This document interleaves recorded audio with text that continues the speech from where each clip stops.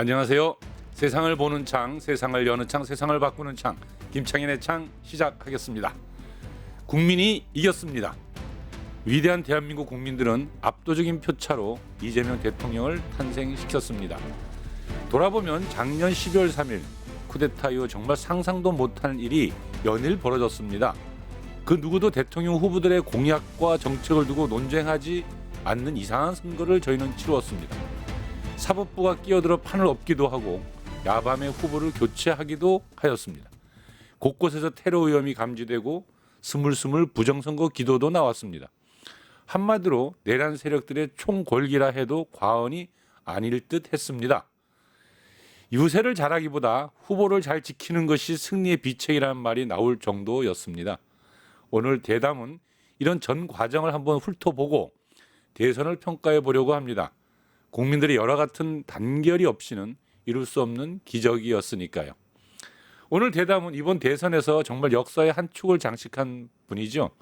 더불어민주당 김사국 의원을 모셨습니다. 날카롭고 담대한 정세 분석을 들어보겠습니다. 어서 오십시오. 반갑습니다. 새날 새 점심이네요 벌써. 예. 아침이 지났습니다. 모두 행복하세요. 예.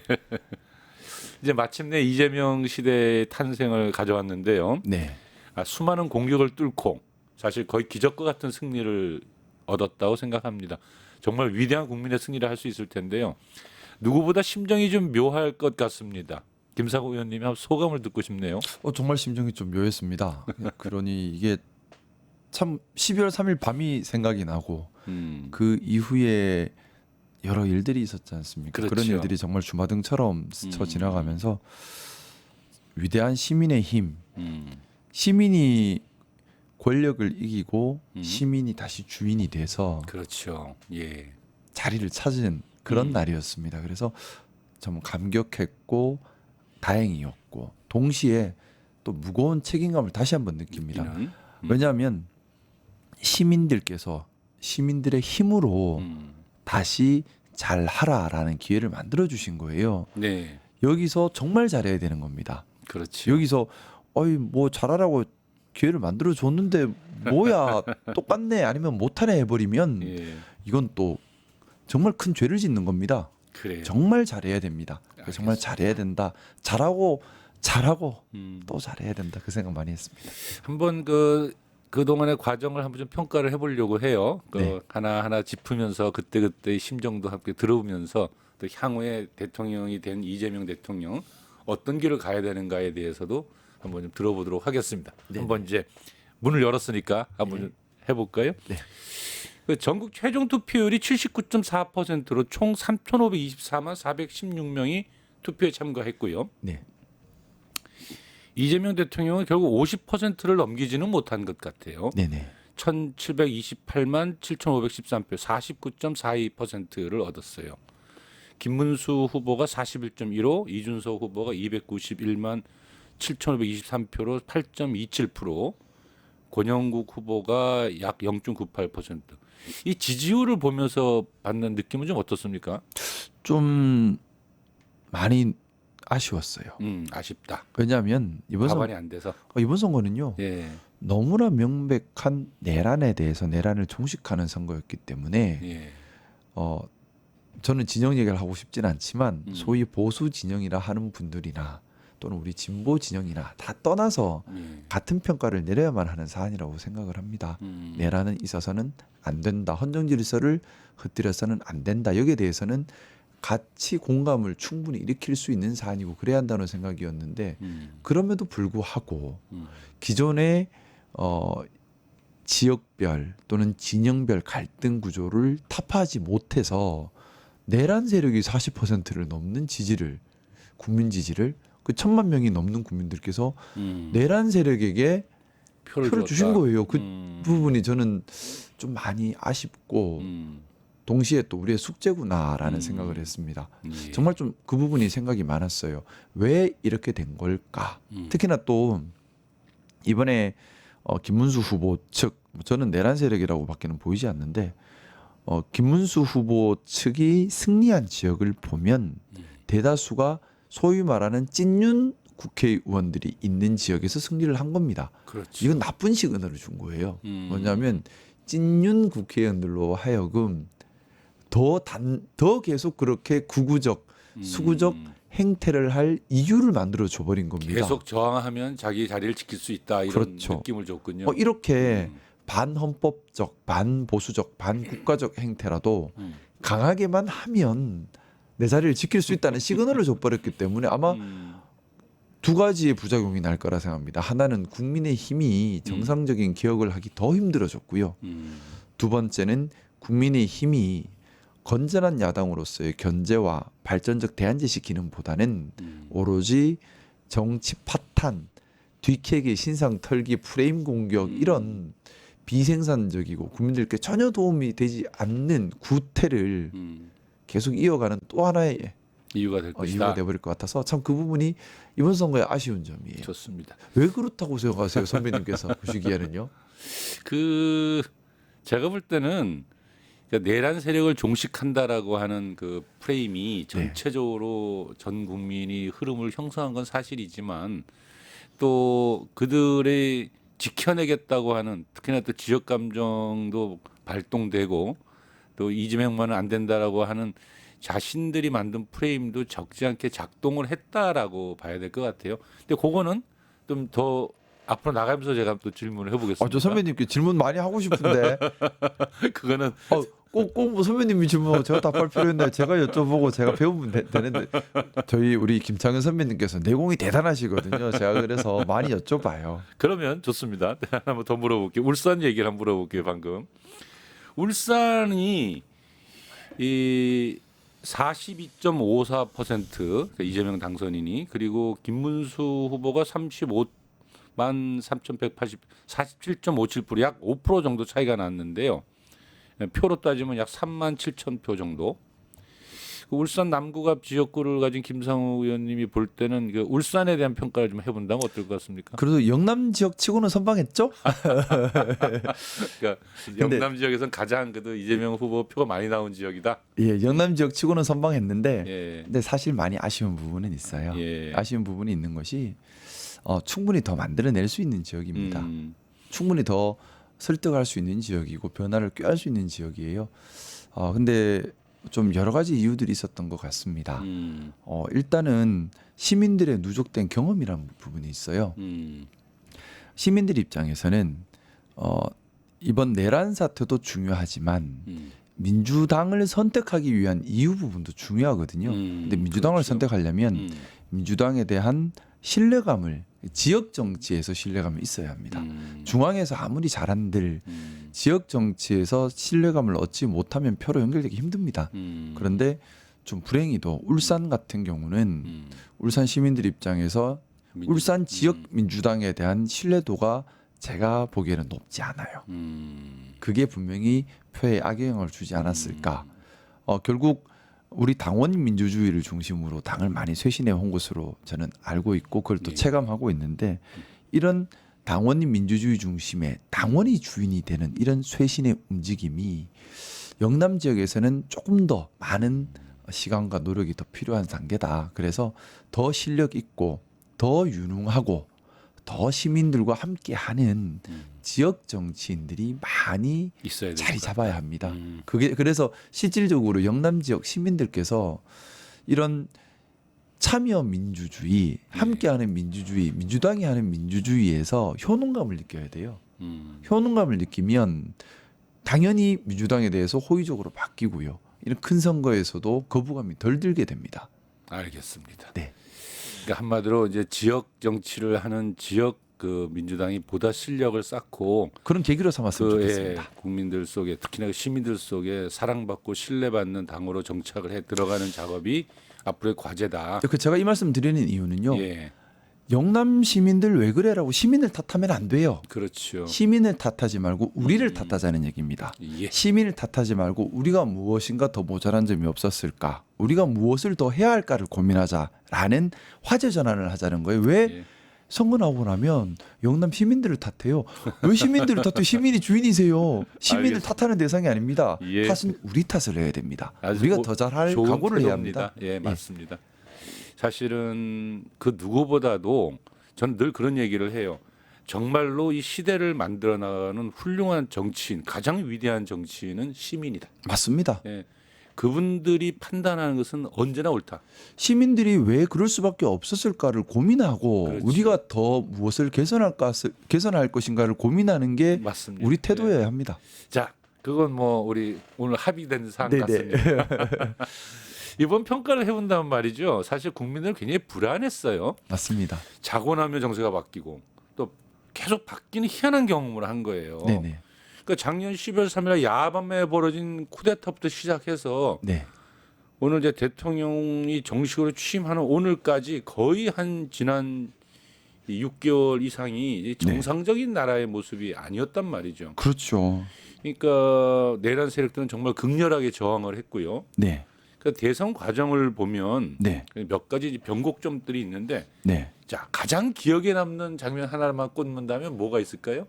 너무너무 너무 많아가지고 많겠지만 하나만 정말 많은 꼽는다면. 변곡점이 있었는데 예. 제 기준에서 제일 큰 변곡점은 예. 12월 14일이었습니다. 아, 12월 14일. 왜냐하면 예. 12월 14일 탄핵이 이루어지지 않았으면 탄핵을 음. 못 시켰을 거예요. 그날 그 김성호 의원님 이거 1인 시위 해가면서 막 탄핵을 성사시키려고 했던 그 기간 아닙니까? 그러니까 예. 개인적으로도 엄청난 참 기도 하고. 그때가 제가 간절한 마음이 가장 컸을 때였던 것 같습니다. 왜냐하면 원래는 저는 탄핵이 수월하게 될 줄 알았는데요. 1차에서 부결되고 하는 걸 보면서 1차 부결까지는 걱정을 안 했어요. 사실은. 음. 왜냐하면 12월 7일 1차 부결일 때 국민의 원내 지도부의 설득 논리가 대통령 물러나야지. 그래 맞다. 우리도 그건 공감한다. 예. 근데 탄핵보다는 즉시 하해가 더 빠른 방법이다. 맞아요. 그리고 대통령도 물러난다고 하지 않느냐. 오늘 담화 발표했다. 그러니 국가 안정을 위해서 즉시 하야로 질서 있는 퇴진을 만들어가자. 그게 더 빠르고 피해가 적다. 국민에 대한 예. 일견 그럴 수도 있겠다 하는 태도였는데 그런데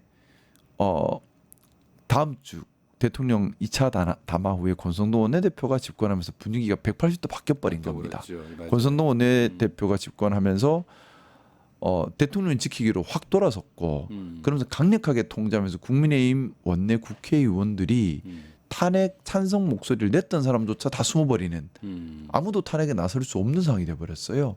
근데 그때 어떤 상황이었느냐. 흉흉한 얘기들이 많았죠. 전쟁을 일으켜서 비상계엄을 또 할 수 있다. 맞아요. 또 더 흉흉한 얘기도 많았습니다. 그리고 그런 흉흉한 얘기들 중에 하나는 좀 비겁한 얘기인데 국민의힘이 한 2, 3주만 버티면 진영이 결집해서 진영 싸움이 된다. 진영 싸움이 우리 1월 달에 경험을 했잖아요. 그랬죠. 근데 예. 그거보다 더 치열한 진영 싸움이 그때는 생겼겠죠. 탄핵 안 됐다면. 그렇죠. 그래서 진영 싸움이 되면 탄핵을 막을 수 있다. 근데 이 생각이 정말 위험한 생각이 뭐냐 하면 비상계엄을 한 대통령이 탄핵되지 않은 상태에서 진영 싸움이 되면 유혈 사태로 갈 수밖에 없겠죠. 그렇죠. 그럼 소요 사태가 생깁니다. 그러면 계엄을 때릴 명분이 생기고. 비상계엄을 또 할 수 있는 명분이 되고 그렇지. 그때는 합법 비상계엄이 될 수도 있어요. 그렇죠. 그러면 이제 막을 방법이 없는 독재로 가는 거예요.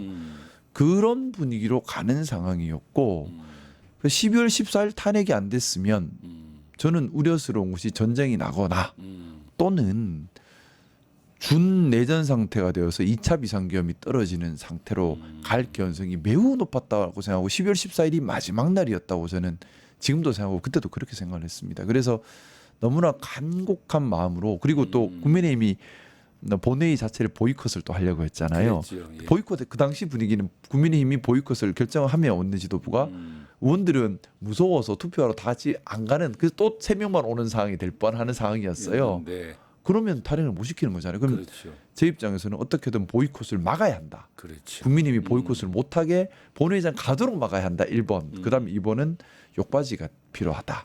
저는 그 두 가지 때문에 그때 피켓 들고 나섰는데 이유 어찌 되었든 근데 제 생각엔 그때 시민들께서 힘을 보여주셨어요. 시민들께서 거리 엄청나게 몰려 나왔어요. 맞습니다. 예. 여의도를 막 둘러싸고. 그 예. 국민의 원내 지도부가 보이콧을 또 하기가 부담스러웠던 거예요. 맞아요. 그러니까 그래 일단 들어가서 부결시키자. 근데 그 제가 알기로는 의원총회 이제 본회의 들어가기 전에 의원총회를 열었는데 저는 피켓 시위한다고 안 들어갔지만 이제 거기서 탄핵 찬성할 사람 손 들어봐 했는데 없었나 봐요. 음. 그래서 그래 이제 들어가도 돼. 시민들이 워낙 저러시니까 뭐 들어갔는데 의외로 속으로 양심상 예. 시민들도 저렇게 말씀을 하시고 헌법에 명백히 위반된 것이고 또 밖에 상욱인 벌벌 떨고 저러고 있고 하면서 에휴 그래도 양심상 어쩌겠냐 하고 찬성을 하신 분들이 나타나신 거죠. 그렇지. 그러면서 그 표가 나왔던 건데 제일 위험한 순간이었다고 봅니다. 알겠습니다. 듣다 보니까 좀 소설 같은 이야기네요, 진짜. 이제는 말할 수 있다는데, 근데 이제는 말할 수 있다 한 김에 아까 앞에서 국민의힘 얘기도 잠깐 하셨는데 이제 어떻게 될 것 같아요? 국민의힘이 뭐 자중질환으로 이제 쪼개질 거라는 예측하는 분들도 많이 있고 하던데. 어제 40% 이상 득표를 했고 또 하나는 찐윤들의 지역구가 다 살아남았어요. 자 그게 문제예요. 도리어. 국민의힘이 변화의 동력을 또 잃어버린 거죠. 국민의힘 입장에서는 특히 찐윤 원내 의원들 입장에서는 이렇게 버티면 다음에 또 국회의원을 할 수 있고 기득권을 지킬 수 있고 경우에 따라 민주당이 독주를 하거나 잘못하거나 하면 다시 정권도 잡을 수 있다라는 잘못된 학습을 다시 한번 입증시켜 준 거예요. 이분들 입장에서는. 그럼 이분들은 변화를 하려고 할까요? 할 이유가 없죠. 할 이유가 없어요. 자 그러면 국민의힘 안에 찐윤이라고 하는 세력들은 우리가 흔히 이름 많이 들어본 분들이 아니에요. 그분들은 찐윤들이 사용하는 도구들이고 찐윤들은 똘똘 뭉쳐서 수면 위로 올라오는 걸 싫어하는 분들이 있어요. 한 30분 정도 수면 위로 안 올라와요. 이분들은 이름 나는 걸 안 좋아해요. 그냥 수면 아래에서 이렇게 본인들이 기득권을 지키고 이익을 옛날에 수호하는 데 관심이 있지. 운동권 논리, 운동권 이론에 보면 그 네. 언더라 그래가지고 아, 밑에서 네. 숨어서 맞습니다. 지도부 언더 지도부 그랬거든요. 예, 맞습니다. 주로 언더군요. 주로 그러니까. 언더입니다. 그리고 우리가 흔히 이름 많이 들어보는 뭐 분들은 보면 혼자 움직이는 분들 있죠. 새가 없이 혼자 움직이거든요. 이분들은 찐윤들이 쓰는 도구들이에요. 찐윤의 도구라고 저는 부르는데 도구들은 도구에 불과하죠. 진짜 찐윤들. 근데 이 진짜 찐윤들의 지역구가 어제 김문수 후보가 대부분 이긴 지역구들이에요. 주로 영남권에 있고. 영남, 강원 이렇죠. 근데 문제는 거기서 시작되는 겁니다. 이 찐윤들의 단결력은 더 공고해질 것이고 보여지고 기득권 수호 의지도 더 강력해졌습니다. 자신들의 지역구를 지키겠다는 것도 또한 훨씬 더 크게 작동을 하겠네요. 실제로 지킨 거죠. 예. 그만큼 지역의 장악력이 높다는 것도 또 보인 것이고요. 자 그러면 당의 쇄신파가 목소리를 낼 공간이 더 좁아졌죠. 그럴 경우가 되면은 어떻게 그저 이제 자중질환이 벌어질 거라고 하는데 그 쇄신파들이 힘들다고 봅니다. 힘을 내기 힘들면 다시금은 또 권성동 같은 분들이 다시 잡나요 정권을? 아니요, 그렇게까지 바보 짓은 하지는 않을 거예요. 예. 그보다는 제가 생각하기로는 권성동 원내대표는 물러날 것 같습니다. 예. 그런데 이제 김용태 비대위원장이 사람이 좋아요. 아이고. 사람이 좋아요. 네. 막 강단 있게 밀어붙이고 그러면 안 돼 이러는 분이 아니에요. 그냥 선배님 잘하겠습니다. 아이고 예 선배님 하는 성격이에요. 그 그러면 젊고 잘생긴 그 김용태 의원이 그러면 찐윤들의 바지 사장 같은 역할을 하게 될 가능성이 높다? 뭐 꼭 그런 표현을 쓰고 싶진 않지만 예. 본인의 강단으로 뭔가 할 수 있는 환경도 아니고 본인 성격도 그렇게 그 정도로 강직한 성격도 아니고 그러면 실질적으로 찐윤이 국민의힘의 주류 세력이니 거기서 세워서 유지를 할 것이고 찐윤 입장에서 얼마나 좋아요. 잘생겼죠, 젊죠. 국민들 보시기에는 뭔가 좀 호감을 주는 사람을 세워놓고 사실은 이분들은 늘 수면 아래 언더에 있고 싶어하는 분들 언더에서 하던 대로 하면 돼요. 제일 좋은 그림인 거예요. 근데 참. 변화를 일으킨다면 김문수 후보가 이번에 권력을 맛을 봤을 겁니다. 그렇죠. 그러니까 다만 몇 명이라도 또 뭉치겠지요. 또 한동훈 전 대표도 가만히 있지 않을 거고. 나는 할 수 있어 하고 다시 또 뭉칠 겁니다. 그런데 동력은 약하죠. 그리고 동력도 약하고 쇄신의 방향도 없어요, 사실은. 없고. 김문수 후보가 무슨 쇄신의 방향성이 있습니까? 그러니까요. 조금 차이가 있다면 원칙론자다 정도 차이인 거지. 내란 세력을 내란 세력인 보면, 건 똑같아요. 예, 그러다 그렇죠. 보니까 쇄신의 동력이 생기질 않고 수도 적고요. 또 김문수 후보 옆에 붙는 의원님들이야 뭐 좀 이런 표현 그렇지만 기회주의적 성향이 있다고 볼 수밖에 없는 것이고 한동훈 전 대표님 역시도 뭐 저는 조금 박하게 평가할 수밖에 없는데 정치 검찰이었다가 정치인으로 변신하는 과정에서 정치 검찰 때 했던 잘못에 대한 반성, 그로 인한 깨달음, 거기서 나오는 정치인으로서의 각오 이게 생략되고 없어요. 그러다 보니까 정치 검찰 때 모습 그대로 가면서 본인의 외형 이미지만 가꾸어서 팬덤만 자극하고 있는 상태. 그러면 달리 말하면 방향성이 있거나 내공이 있거나 힘 있는 정치를 하지는 못하고 팬덤을 보고 이용하려는 정치인들만 붙게 되겠죠. 힘이 없죠 그러면. 그러면은 뭐 소식을 못하는 겁니다. 결론적으로 본다면 어떠한 찐윤이 계속 주류가 될 겁니다. 그런 거네요. 예. 뭔가 좀 새로운 혁신 과제를 내걸고 확 쓸어 모아서 국민의힘 더 이상 이렇게 가면 안 된다. 우리 이제 말만 그렇게 하고 변화를 안 할 거예요. 변화는 말은 해야죠. 근데 말은 할 거예요. 대선 만약에 졌으니까. 그렇게 간다면 제가 제일 걱정하는 게 이제 이건데요. 그러면 네. 정말로 이제 이 국민의힘이 자, 그래서 그런 나왔어요. 이럴 것 같아서. 예? 이럴 것 같아서. 잘 나오셨고. 도저히 안 되겠다. 이제 방법이 없다. 그거는 역사적으로 훌륭한 판단을 하신 거고 그리고 역사가 평가해 줄 겁니다. 정말 적절한 시기에 잘 탈당하셨고. 저는 오로지 그거였어요. 뭐냐 하면 저도 국민의힘이 잘 되길 바라죠. 근데 잘 된다는 것은 단순히 권력을 잡는 걸 얘기하는 게 아니에요. 정당으로서 기능을 잘 하면서 국민을 잘 받드는 게 잘 되는 거예요. 네. 그게 잘 하는 거거든요. 그런데 그러니까. 그럴 가능성이 없는 상태에서 노력해도 안 되면 네.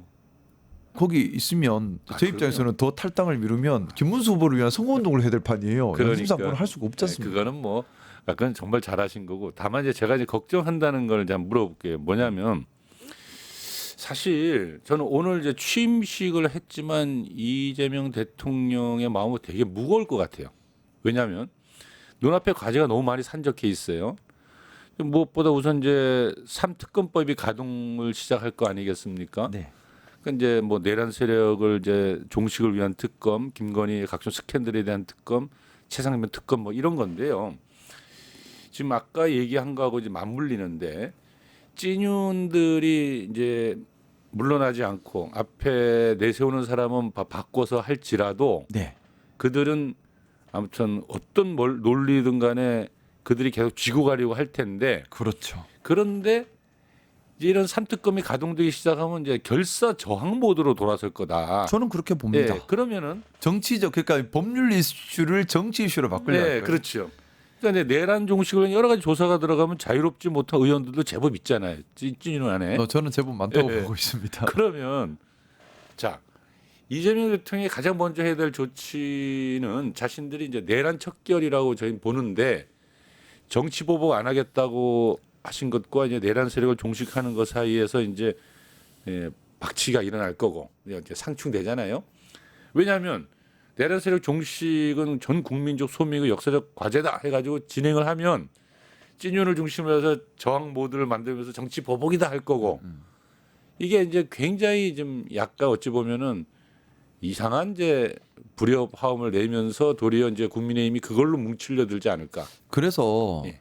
정확하게 보셨습니다. 저도 똑같이 보고 있고 그래서 몇 달 전부터 계속 그렇게 될 거라고 말씀을 드려서 국민의힘은 더 탈주하고 민주당은 더 독주할 수 있는 정치의 위험한 상황이 벌어집니다는 말씀을 계속 드렸던 거예요. 아마 선배도 기억나실 겁니다. 네. 제가 계속 그 얘기를 드렸어요. 대선 후에 국민의힘은 더 탈주할 거다. 그리고 이렇게 되면 민주당은 더 독주할 수 있는 환경이 돼서 정치가 구조적으로 위험한 구조가 되기 쉽다. 지금 그 구조가 됐습니다. 이걸 극복할 방법이 있습니까? 하나밖에 없어요. 뭡니까? 민주당이 더 건강해지고 어. 더 민주적이 되고 더 당원들의 또 시민들의 목소리에 귀 기울이고 권력을 절제하면서도 또 단호하게 사용하는 더 발전하는 수밖에 너무 다른 수가 없어요. 너무 맞는 말이잖아요. 그건. 다른 방법이 없어요. 다른 방법이. 왜냐하면 구체적으로 좀 더 구체적으로는 그런 것이죠. 뭐냐면 저는 이제 2차전이 시작됐다고 보는데요. 2차전이 시작되었다. 일단 음. 이재명 후보가 대통령이 반드시 됐어야 하는 이유, 또 이재명 대통령이 이번에 탄생을 했지 않습니까? 탄생을 해야만 하는 이유가 그거예요. 이 과제를 풀 수 있는 사람이 정말 능력자 아니면 할 수가 없을 정도로 너무 어려워요. 그러니까. 진짜 어려운 실타래인데 일단 국민적 지지를 유지를 해야 합니다. 그러려면 국민들 사는 것부터 개선해야 돼요. 일단 경제적인 문제. 제일 먹고 중요한 사는 건 문제. 서민 경제 개선입니다. 기업 사는 경쟁력 예. 강화, 또 더 늦출 수 없는 AI 혁신 대응. 이건 바로 시작을 해야 돼요. 그러니까 한마디로 경제적으로 표티나게 변화를 일으키고 먹고 사는 문제에 있어서 그래야 국민 지지가 계속 유지가 됩니다. 눈에 보이게 그죠? 잡혀줘야 된다. 당장 국민들 입장에서는 효능감이 느껴져야 합니다. 효능감이 있어야 자, 된다. 오케이. 예. 그것이 바탕이 돼야 내란 종식이 가능해요. 국민들 지지 없이 내란 종식을 잘못 건드리면 잘못하면 또 진영 싸움이 되면서 정치 싸움 되면서 원튼 동력을 원치 잃어버릴 않든. 수도 있어요. 원튼 원치 예. 않든. 국민들께서 지금처럼 믿어주시고 힘을 실어주시고 기다려 주셔야지만 내란 종식을 마무리 지을 수가 있습니다. 자, 그러면 국민들께 무조건 우리 할 거니까 믿어주십시오뿐만 아니라 우리 열심히 일하면서 국민들의 삶을 개선하고 있습니다. 그러니 믿어주십시오 하는 게 맞다고 저는 생각하고요. 동시에 원칙에 따른 단호한 진행을 해야죠. 이건 정치 보복이 아닙니다. 정치 보복이라고 하는 것은 윤석열이 했던 게 정치 보복인 거죠. 뭐냐면 정치적 잠재적 경쟁 상대를 완전히 제거해 버려서 자신의 권력을 유지하려고 하는 게 정치 보복이고요. 그렇죠. 예. 지금 이재명 후보로 이재명 대통령 지금 대통령 이재명 대통령님이 참 좋은 게 네. 이분은 생각이 혼자 권력을 독점하겠다는 생각이 아니에요.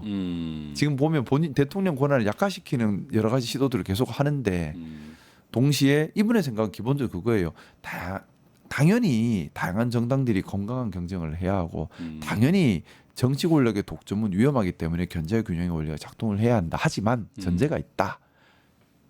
헌법을 지키는 민주적인 정당 간에 해야 될 일이다 겁니다. 그러니까 한마디로 정치 보복적 개념은 절대 사과할 마음이 없지만 그 내란 세력, 내란 그건 반국가 반헌법이거든요. 그거는 반헌법적인 일을 저지른 그 사람들에 대해서는 반드시 척결한다. 국가의 적이니까. 근데 이제 거기에 대해서 정치 보복이라고 떠들고 일어나는 것을 그건 또 정치 논리로 풀려고 하는 그 찐윤들에 대해서는 우리는 효능감으로 경제적으로 다양한 그 공약상을 이제 풀어가면서 국민들의 지지를 끌어가면서 척결할 건 척결한다. 제일 위험한 함정이 그겁니다. 그러니까 이것을 헌법을 지키는 건 매우 중요하죠. 그 헌법을 부수려고 했던 사람을 응징하는 것은 그 연장선 상황이기 때문에 여전히 중요합니다. 하지만 여기에만 매몰돼 버려서 서민 경제 그리고 기업 경쟁력, 국가의 미래에 대한 노력을 게을리해 버리면 아이고 나라 어떡해요. 그럼 국민들 입장에서는 기댈 데가 없어져요. 그럼 무책임한 겁니다. 지혜가 필요할 때군요. 둘 다 해야 돼요. 네, 지혜가 필요할 둘 다 해야 돼요. 알겠습니다. 그리고 더 중요한 거, 우리 민주당이 더 건강해지고 더 민주적이어야 하고요.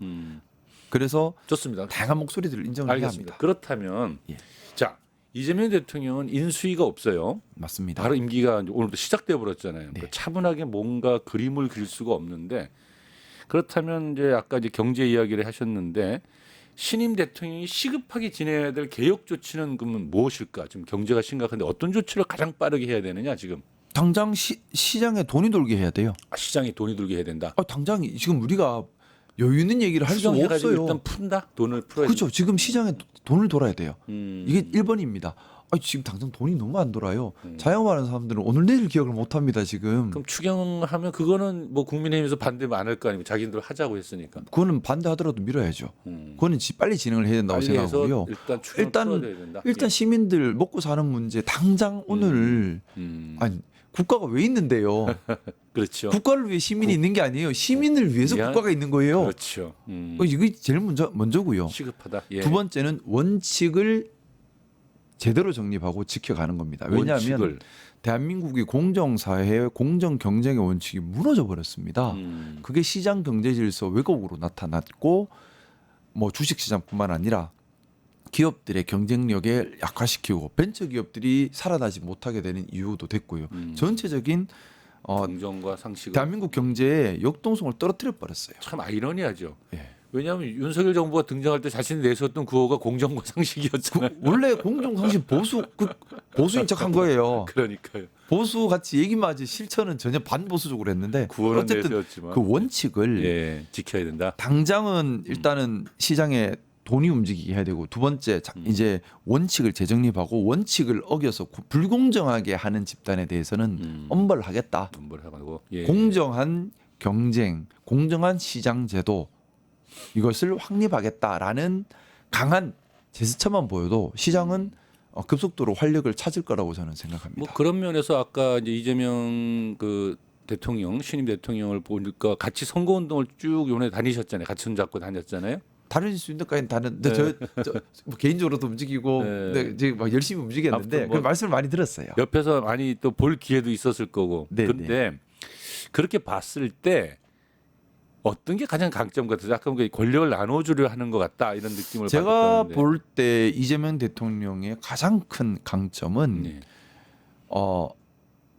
제가 좀 평소에 예전에 법무법인 운영할 때 직원들한테 자주 했던 말인데 상처받았다고 거기에 상처 따까리가 앉으면 안 된다. 따까리. 아니, 자, 따까리의 그러니까 원래의 표현은 뭘까요? 표준어를 몰라요. 근데 사람이 좀 공격을 많이 받으면 네. 단단한 방어 기제가 작동을 해버릴 수 그렇죠. 있어요. 예. 근데 그게 자기를 보호할지는 모르겠으나 예. 더 이상 성장하지 못하게 막아버리는 외피도 됩니다. 그렇죠. 그래서 저는 저 스스로도 상처받더라도 그 상처받은 걸 정말 상처의 흉터로 남아서 내 몸을 지키는 방패로 삼아서는 안 된다. 상처를 받을수록 더 유연해져야 된다는 생각을 의식적으로 많이 하는데 이재명 대통령의 가장 큰 장점이 그거예요.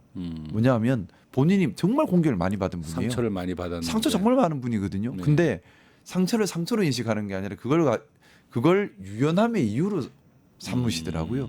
그래서 대통합을 얘기하는 겁니다. 상처를 통합으로. 잠깐만 저기 화면에 네. 지금 이렇게 춤추는 장면이 나오고 있는데 원래 춤 잘 추세요? 권민정 의원보다 훨씬 나은 것 같긴 한데. 잘 추면 저렇게 추겠습니까? 부끄럽습니다. 선배님 같이 춤 배우러 가시죠. 그래요. 근데 저는 그래서 저는 그게 정말 중요하다고 생각해요. 지도자가 뭐냐면 지도자의 가장 큰 약점은 갇혀버리는 겁니다. 갇히는 거. 생각의 틀에 갇히고 사람의 틀에 갇히고 자신의 경험의 틀에 갇혀버리면 그 길만이 맞다고 생각을 하고 그렇죠.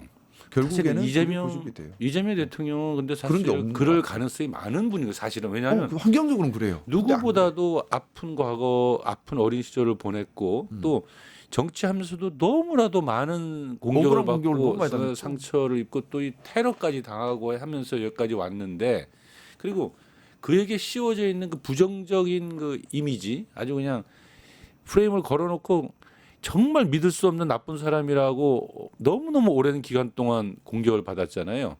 근데 그런 것들이 아까 이제 얘기한 것처럼 방어 기제가 돼가지고 하나의 상처가 갑옷이 돼버리면 네. 성장을 막아버리게 그런데 되죠. 특히 지도자는 그건 제일 위험하거든요. 근데 그걸 그러지 뛰어넘었다라는 않는다는 거죠. 거잖아요. 뛰어넘었다는 거죠. 근데 뭐 이런 얘기하면 저보고 또 완전 이재명 대통령 빤히 뭐 이런 말씀하시는데 아니, 저는 뭐, 있는 대로 얘기하는 거예요. 네. 그리고 저는 분명히 말씀드리지만 이재명 대통령이 성공한 대통령으로 남게 하기 위한 노력을 할 겁니다. 그 노력에는 그럴 일은 없겠지만 이재명 대통령이 경우에 따라 국민의 이익에 반하는 생각과 방향성을 가진다면 저도 틀릴 수는 있겠지만 제 생각을 분명히 직언 드릴 것이고요. 또 성공한 대통령으로 남게 하기 위해서 필요한 모든 무조건 잘합니다 한다고 성공하는 건 아니거든요. 그렇죠.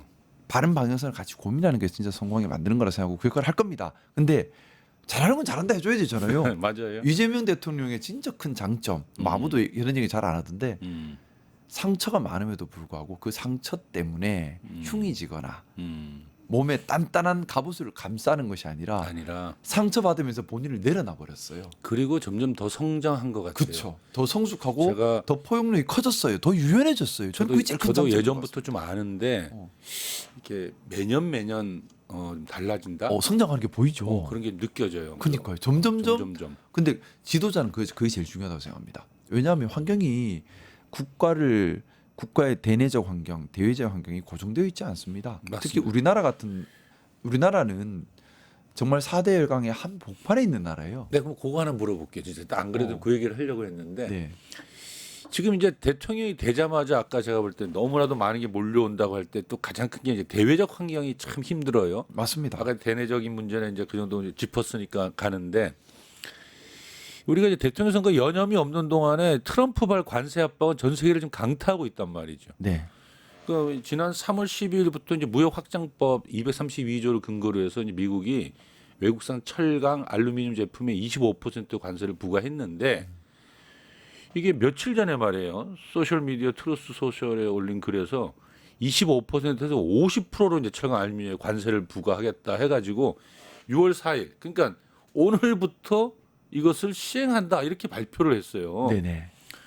그러니까 이제 막 호주나 EU나 전부 다 지금 막 난리가 나고 그랬는데 이게 이재명 새 정부가 마주쳐야 될 잔혹한 현실이에요. 맞습니다. 발빠르게 대처를 해야 되는데 이거 어떻게 잘 지혜롭게 대처를 할 수 있을까요? 선배님 저한테 이 말이 어려운 걸 물으시면 제가 웃지 않습니까? 이거 진짜 어려운 문제고요. 네. 근데 지금 제가 좀 우스갯소리로 왜 저한테 그런 거 물으십니까 했는데 진짜 힘든 문제예요. 그러니까 답도 없어요. 제가 그래서 유연한 리더십이 필요하다는 얘기를 드린 겁니다. 이걸 답을 정해놓고 움직인다? 답이 없는데요. 처음부터 그러니까. 답이 없는 문제예요. 그러니까. 왜 답이 없느냐? 큰 그림으로 보면요. 지금 권력이 절대 권력의 이동이 일어나고 있는 겁니다. 지금까지 우리가 미국이 초강대국 절대 권력으로 알았는데 지금 이제 물론 군사력 지표는 미국이 앞서 있습니다. 또 금융시장을 장악하는 지표도 미국이 앞서 있습니다. 하지만 생산력 그리고 국가 혁신 이런 부분에서는 미국이 뒤처지기 시작했어요. 이게 절대적인 세계 초강대국이 계속 유지되는 건 없습니다. 또 우리나라는 4대 열강의 한복판에 있기 때문에 함부로 어떤 한 나라에 충성했다가는 큰일 나는 나라예요. 그렇죠. 되게 유연한 외교가 필요한 나라입니다. 나라죠. 유연하게 모두를 우리 편으로 안을 수 있어야 돼요. 미국도 우리 편, 중국도 우리 편, 러시아도 우리 편, 일본도 우리 편, 인도도 우리 편, 브라질도 우리 편 할 수 있어야 돼요. 그게 우리나라가 살 수 있고 우리나라의 평화를 지킬 수 있는 유일한 길입니다. 근데 그러려면 그게 정답은 정답인데 예, 그러려면 어떻게 그럴 수 있죠? 지금 미국과의 이 관세 문제, 예. 관세 문제도 사실 정말 유연하게 접근해야 되는 거예요. 뭐냐면 우리가 지난 정부의 접근법은 그거였잖아요. 우리가 먼저 가서 엎드리자. 우리가 먼저 가서 엎드리면 우리한테 잘해줄 거야. 그리고 미국 가면 친하게 지내면 돼. 중국, 러시아 필요 없어. 다 멀리해야 돼. 기본적으로 그거 틀렸고요. 예. 미국한테 엎드린다고 미국 우리 이쁘게 주나요? 본보기 절대 안 삼지? 그렇죠. 그런 나라 아니에요. 그리고 미국은 지금 뭐 제 개인적인 생각인데 트럼프가 이렇게 관세를 트럼프 입장에서 이럴 수밖에 없었어요. 왜냐하면 국가 채무를 감당할 방법이 없기 때문에 너무 눈덩이처럼 늘어나니까 어떻게든 관세에서 땡겨가지고 이걸 조율해 보려고 하는 건데 제가 볼 때는 실패했다고 봅니다. 반시장적이라서 실패했다고 보고 결국에는 트럼프가 관철을 시키지는 못할 거예요.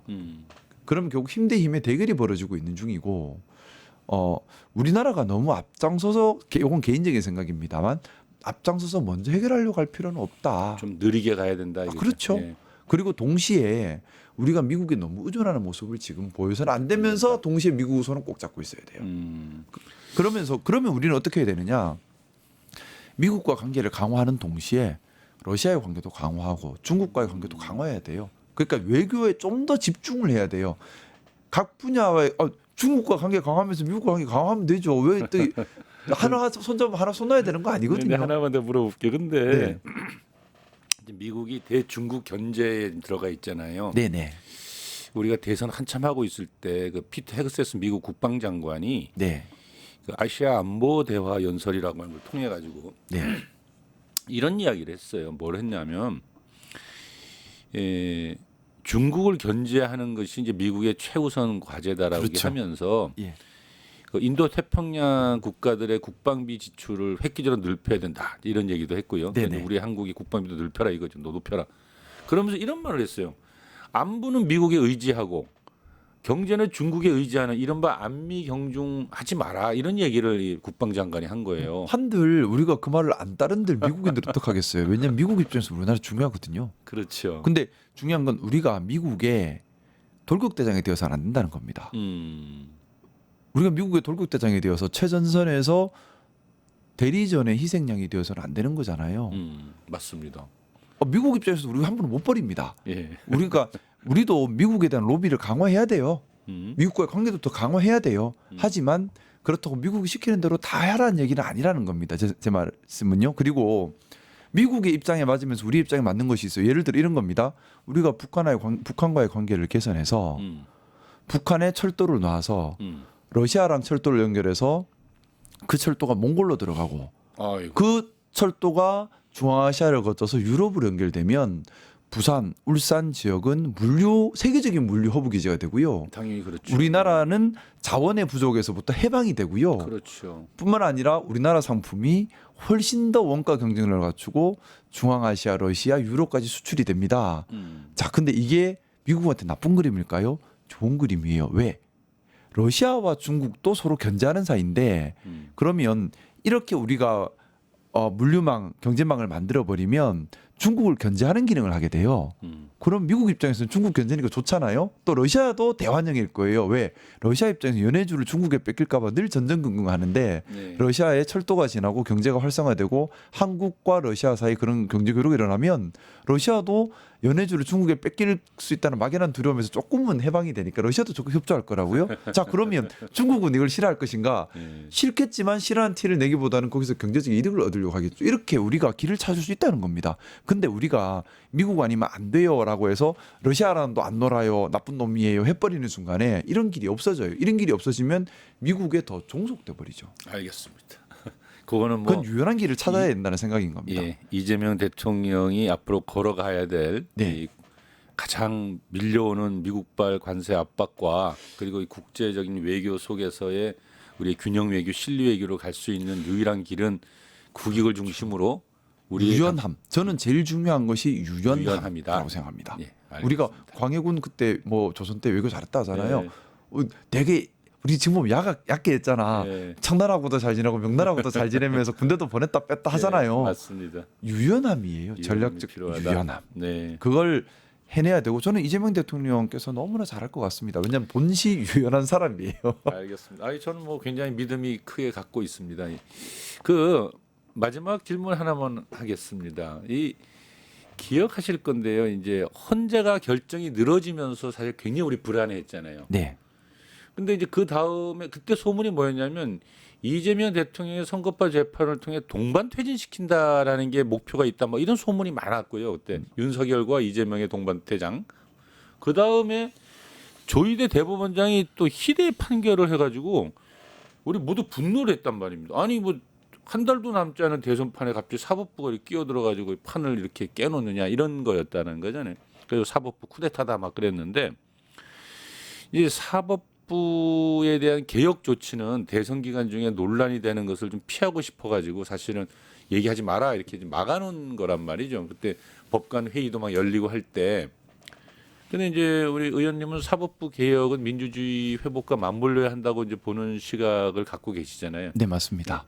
여기에 관련된 좀 어찌 보면 소신을 얘기해 주시면 그게 이제 이재명 정부의 앞으로 가야 될 또 이제 사법부 개혁의 방향을 좀 말씀하는 것과 좀 맥을 같이 하지 않을까 싶어서.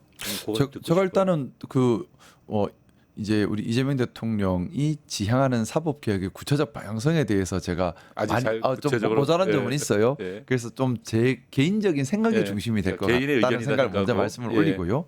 저는 사법부가 개혁이 필요하다고 봅니다. 네. 왜냐하면 사법부도 권력입니다. 그렇죠.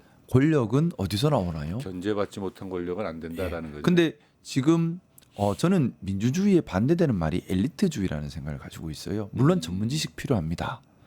또 지자본이지요. 그 분야의 최고 전문가의 말을 우리가 받들고 따라야 해요. 근데 사법의 본질은 정의 추구입니다. 근데 그 정의라는 무엇인가라는 물음으로 다시 간다면 우리 국민들의 상식과 국민들의 합의에서 벗어나서는 안 되는 거예요. 그렇지 않습니까? 정의는 상대적인 겁니다. 근데 그게 국민들의 건강한 건전한 다수 국민들의 합의와 상식에서 벗어났다면 그건 이미 정의롭지 않아요. 그리고 그 절차와 과정도 소수 엘리트들이 독점하고 그들이 왜곡할 수 있다면 그것도 정의롭지 않아요. 근데 지금 우리나라 사법제도를 봤을 때는 소수 법조 엘리트에게 폐쇄적으로 독점되어 있죠. 그렇죠. 또 소수의 대학 출신들이 또 많고. 예. 예. 그들 사이에서는 우리가 그 얘기 자주 하지 않았습니까? 검사님들께서 법의 잣대를 일반 시민들에게는 들이대면서 본인들은 절대 안 들이댄다고. 그렇죠. 법을 자기를 위해 쓴다고. 그래서 본인들은 불법을 해도 당연한 것이고 남은 불법하면 안 된다. 그런 게 말이 돼요? 근데 이런 법조 엘리트주의 또 법조 카르텔은 매우 위험한 겁니다. 정의롭지 않을 수 있어요.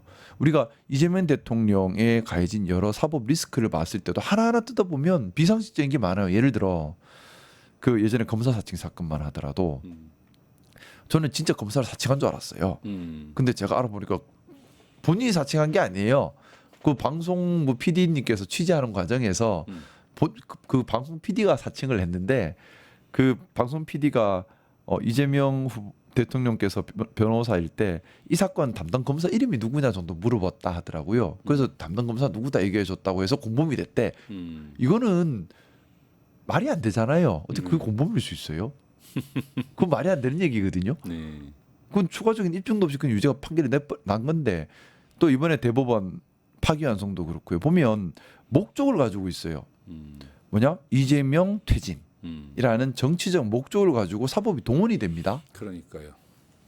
이거는 정치적 목적을 가지고 소수의 법적 카르텔이 이렇게 한다는 문제가 있고 딱 우리 일반 시민들 기준으로 봐도 문제예요. 뭐냐? 우리 3심제를 했잖아요.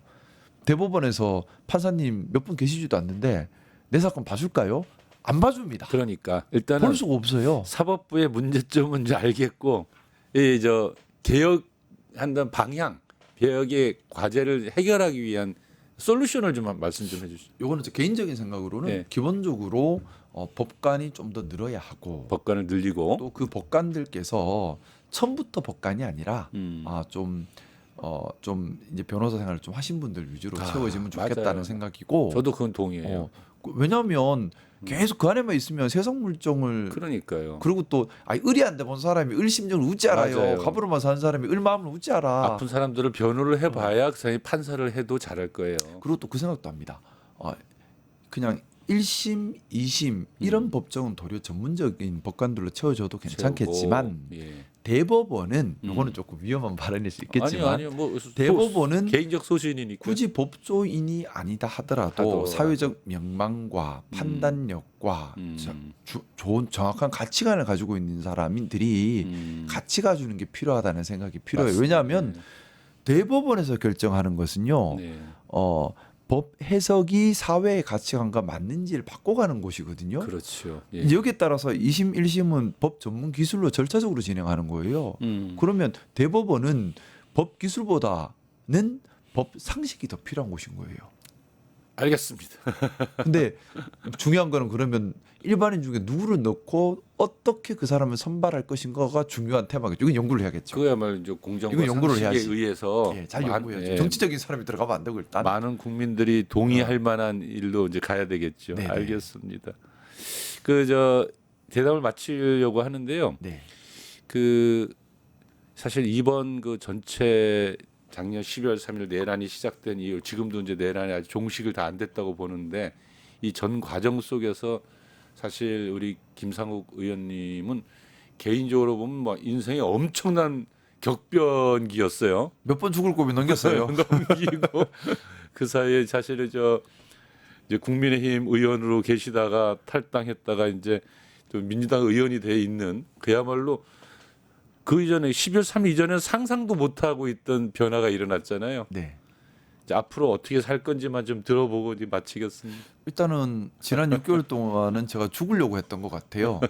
근데 이순신 장모님 말씀처럼 죽으려고 하니까는 안 죽고 살아남은 것 같긴 한데 정말 내가 죽어서라도 정상적 정상국가로 돌아가야 한다라는 간절한 바람이 너무나 컸고 국민이 주인되는 국가가 되어야 한다는 간절한 바람이 너무 컸고 이제 그게 천만다행 제가 안 죽고도 이루어졌습니다. 예. 감사한 오늘 하루입니다. 그리고 이제부터는 더 스스로에게 더 겸손하게 제 스스로 제일 중요한 게 그거라 생각합니다. 마음의 중심을 잃지 않는 거라고 생각해요. 마음이 붕 떠서도 안 되고요. 허명을 쫓아서도 안 되고요. 욕망을 쫓아서도 안 되고요. 겸손하게 중심 잡고 저한테 주어진 일을 시민들을 받드는 일을 묵묵하게 보이지 않고 티나지 않더라도 그렇게 해나가는 일이라 생각합니다. 알겠습니다. 아무튼 일상으로 돌아가야죠. 사직성의 각오로 열심히 의정 활동하시면 반드시 역사 속에서 크게 쓰임 받을 거라 저는 믿습니다. 감사합니다. 네. 세상의 모든 일은 반드시 원인과 결과가 있기 마련입니다. 그 어떤 일도 느닷없이 하늘에서 떡 떨어지는 법은 없다는 뜻일 것입니다. 그건 오로지 그런 일들은 허구와 상상, 미신의 세계에 존재할 뿐이죠. 윤석열은 파면으로 시작된 조기 대선은 이재명 대통령을 탄생시키고 마무리되었으나 첩첩산중입니다. 내란 세력들은 여전히 곳곳에 또아리를 틀고 있습니다. 승리에 들떠있을 때는 아닌 듯 하지요. 정말 정신 바짝 차려야 할 때입니다. 위대한 국민의 승리를 지키기 위해 다시 손을 맞잡아야 할 때라고 보입니다. 그러나 오늘 말은 마음껏 자축해도 무방하지 않을까 싶습니다. 함께해 주신 여러분 감사합니다. 오늘 거침없이 소신을 밝혀주신 더불어민주당 김상우 의원님 감사합니다. 감사합니다. 네. 세상을 보는 창, 세상을 여는 창, 세상을 바꾸는 창 김창현의 창이었습니다.